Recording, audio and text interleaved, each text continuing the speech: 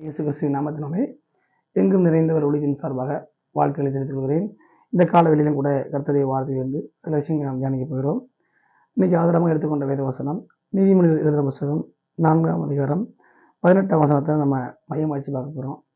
அதில் என்ன போட்டுக்குங்கிறத நம்ம பார்ப்போம். நீதிமான்களுடைய பாதை நடுப்பகல் வரைக்கும் அதிகமாய் பிரகாசிக்கிற சூரிய பிரகாசம் போல் இருக்கும் என்கிறதாக இந்த வசனம் சொல்கிறது. இந்த வசனத்தை மையம் வச்சு தான் நம்ம நேசிப்படுறோம். கர்த்தருடைய வார்த்தை தியானிக்க போகிறோம். இன்னைக்கு செய்தியோட தலைப்பு என்னன்னு சொன்னால் நீதிமான்களின் பாதை என்கிற தலைப்பை நாம் பார்க்க போகிறோம். இந்த பூமியில் அநேக பாதைகள் உண்டு. ஒன்று கடலுக்கு போகிற பாதை உண்டு, ஒன்று ரயில் நிலையம் போகிற பாதை உண்டு, ஒன்று ஏர்போர்ட்டுக்கு போகிற பாதை உண்டு, இன்னும் சொல்லப்போனால் சுற்றுலா தலங்களுக்கு போகக்கூடிய பாதை உண்டு, இன்னும் மலை பிரதேசங்களுக்கு போகக்கூடிய வழிகள் உண்டு.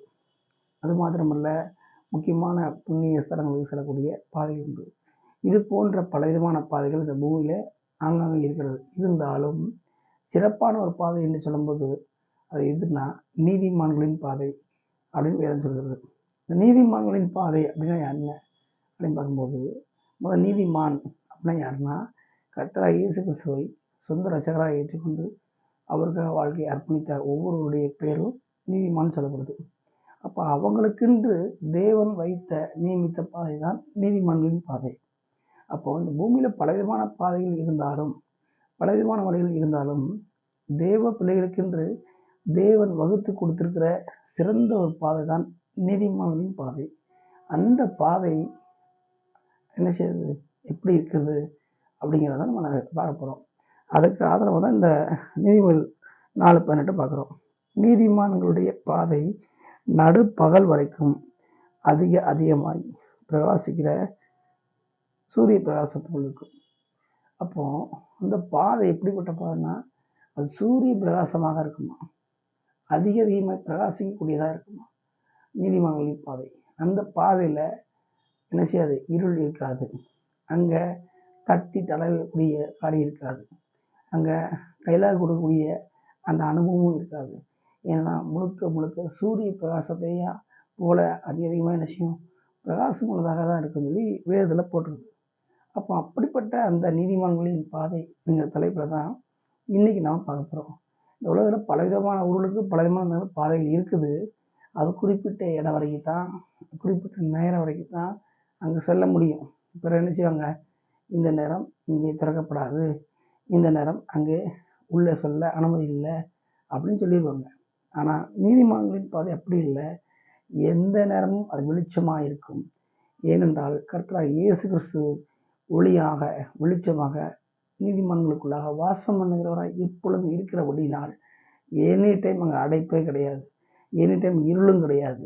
எந்த நேரமும் அது பார்த்தீங்கன்னா வெளிச்சமாக தான் இருக்கும். சரி, இன்னைக்கு இந்த நீதிமான்களின் பாதையை குறித்து ஏன் சூரிய பிரகாசமாக இருக்குன்னு சொல்லி நம்ம பார்க்குறோம். அப்படி பார்க்கும்போது சூரிய பிரகாசத்தில் ஏதாவது ஒரு இருள் வர முடியுமா? இல்லை சூரிய பிரகாசத்தில் ஏதாவது ஒரு சின்ன ஒரு கரும்புள்ளி வர முடியுமா? இல்லை சூரிய வெளிச்சத்தில் ஏதாவது ஒன்று குறுக்கு வந்து அந்த வெளிச்சத்தை தடை செய்ய முடியுமா? முடியாது. அப்படி வந்தால் அப்படி பஸ்பமாக்கி விடும், எரித்து விடும். அப்போ அப்படிப்பட்ட அளவு சூரிய வெளிச்சம் வல்லமையாக இருக்கிறது. அதே போல் தேவ பிள்ளைகளுடைய வாழ்க்கையில் இருக்கக்கூடிய பாதை அவ்வளவு மகிமையானதாக காணப்படுகிறது. அது எந்த ஒரு பாவங்கிற இருளோ, சாத்தானுடைய செயல்பாடுகள்ங்கிற இருளோ, மந்திரவாதிகள்ங்கிற காரியங்களோ இருளோ, வேறு எந்த காரியமும் அதை நெருங்கவே முடியாது. அது தொட்டால் அது ஒன்றும் இல்லாமல் போயிடும். அப்போ அந்த பாதையோடைய மகிமை எப்படிப்பட்டதாக இருக்கிறதுங்கிறத ஒவ்வொருவரும் தெரிந்து கொள்ளணுங்கிறதுக்காகத்தான் நம்ம இதை நினைச்சு பார்க்குறோம். நீதிமான்களுடைய பாதை நடுப்பகல் வரைக்கும் அதிகமாக பிரகாசிக்கிற சூரிய பிரகாசம் போல் இருக்கும். அப்போ நம்ம ஒவ்வொருவரும் தேவ பிள்ளைகள் ஒவ்வொருவரும் நம் நீதிமன்றங்கள் அழைக்கப்படுறோம். நம்ம வாழ்க்கையில் தேவன் வகுத்து கொடுத்த திட்டம், அந்த திட்டத்தின் மையத்தில் இருக்கக்கூடிய பாதை தான் வெளிச்சமான பாதைன்னு சொல்லி பார்க்குறோம். அப்போ நாம் யார், நம்ம எதுக்காக அழைக்கப்பட்டிருக்கிறோம், நமக்கு என்ன திட்டம் வச்சுக்காரு, அதை ஒருத்தி புரிந்து கொண்டு நடந்தாலே அந்த வாழ்க்கையில் அவங்க பெரிய வெளிச்சத்தை காண முடியும். இன்றைக்கி நிறைய பேர் வாழ்க்கையில் அந்த பாதையுடைய மகிமையை காண முடியல, பாதையுடைய அருமை தெரிய மாட்டேங்குது, பாதையோட மகிமை புரிய மாட்டேங்குது.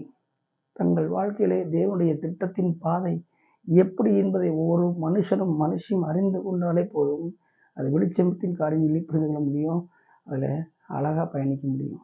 நீங்கள் அநேகர் அதை பயணிக்க முடியாமல் தான் நொந்து போகிறாங்க, இடறி போகிறாங்க. நாம் அப்படி இருக்கக்கூடாது. சரி, இது யார் புரிஞ்சாங்க அப்படின்னு சொல்லி பார்க்கும்போது வேதத்தில் என்ன செய்யலாம், நிறைய எடுத்துக்காட்ட சொல்லலாம். ஒரே ஒரு காரியம் மட்டும் சொல்லி நம்ம பார்ப்போம். யோவான் ஸ்நானகன் சொல்லி ஒரு மனுஷன் பார்க்கலாம். அவன் எரிந்து பிரகாசிக்கக்கூடிய பிரகாசமாக இருந்தான், விளக்காக இருந்தான் இயேசு சொல்றார். அப்போ தான் யார், இப்படிப்பட்டவன், இதுக்காக அழைக்கப்பட்டவங்க அவன் புரிந்து கொண்டான். அவனுடைய வழியே தனியாக இருக்குது. அவன் ஆட்களோட சேர்ந்து ஒண்டி போகவில்லை, கூட்டத்தோடு சேர்ந்து அவன் சில அவன் கலாட்டா பண்ணலை. தேவனுடைய திட்டத்தை அவன் சரியாக அறிந்திருந்தான். தன் வாழ்க்கையில் தேவனுடைய பாதை இதுதான் புரிந்து வைத்திருந்தான். அவனுடைய வாழ்க்கை பிரகாசமாக இருந்தது. இயேசுவே சொன்னார், அவன் எரிந்து பிரகாசிக்கக்கூடிய விளக்குனார். அப்போ இதை கேட்டுக் கொடுக்குற ஒவ்வொரு தேவ பிள்ளைகளும் நம்ம மற்றவங்களை பார்த்து பார்த்து சோர்ந்து போகிறதெல்லாம் நிப்பாட்டிட்டு நாம் எரிந்து பிரகாசிக்கக்கூடிய சூரிய பிரகாசத்தை போல இருக்கிறோங்கிறத புரிந்து கொண்டு தொடர்ந்து என்ன செய்யணும், நீதிமான்களின் பாதைக்காக போக வேண்டும். நம்ம நீதி நிறைந்த பாதை, நீதிமான்களின் பாதை தான் நீதி நிறைந்த பாதை.